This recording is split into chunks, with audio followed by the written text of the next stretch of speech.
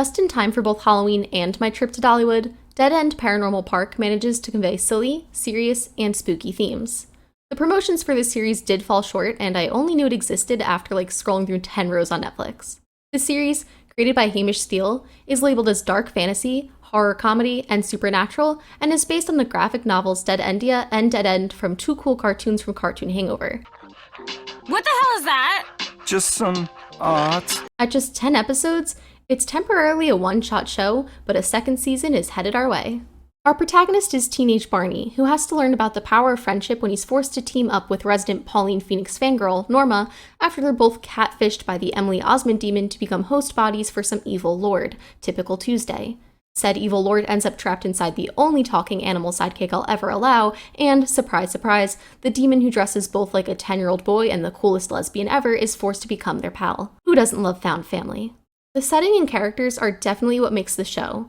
The plot is fine, don't get me wrong, but you see what Phoenix Parks means to each of the characters. To Barney, the park is an escape and a place of freedom where he can exist as himself. To Norma, Phoenix Park is a tangible way to get closer to her idol. You even see Courtney, who wants to go home more than anything, grow to find a certain comfort in that haunted house. And to Pauline, this place is her legacy. The characters are so well executed that you kind of forget the first season is only 10 episodes. When it comes to representation, I think it's important to have two types of stories.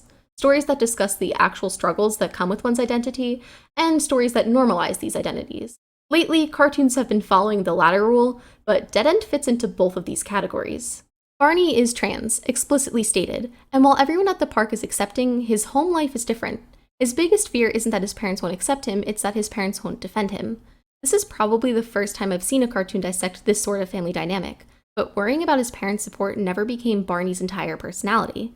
It's a fear that the show consistently touches on, but he's also an awkward teen romantic, a scaredy cat, a good friend, and an even better brother. Big TV often makes characters' entire personalities some reduced stereotype while simultaneously checking off a box to say, see, we are #woke. And as much as I love modern cartoons, we can't pretend that just writing these stories is better than actually having people create or consult on the writing who, belong to these marginalized groups. Norma loves Pauline Phoenix, and I'm trying to avoid any explicit spoilers, but let's just say that her idolization is tested when she starts working at the park. And Norma gets along well with Barney, but she struggles to feel confident while making friends with the other employees, no matter how friendly they seem. I'm a little bit obsessed with this dynamic, but it's whatever. Pugsley is the comic relief who ends up making you teary-eyed because of how much he loves Barney, and then Courtney is my favorite character because how could I not love an asshole demon who, against her will, is touched by the power of friendship. I'm not typically a mystery person, but the way they set up clues about the missing Pauline impersonators is neat, and it means the first-time rewatch value will be solid. I know it's a basic rule of thumb, but I typically look for balance in cartoons like this, and Dead End delivers. The humor is great in a way that makes you wonder who even is the intended audience. Visions of witches, gargoyles, and communists. The connections between characters is great too.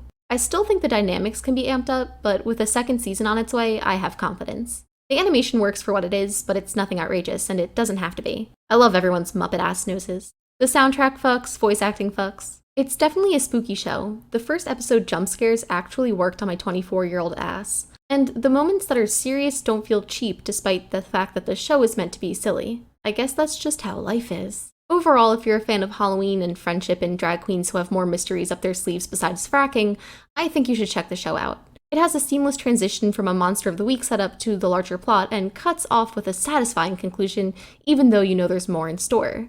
Also, there's a musical episode. I'm a basic bitch, and I love musicals. Courtney killed that solo.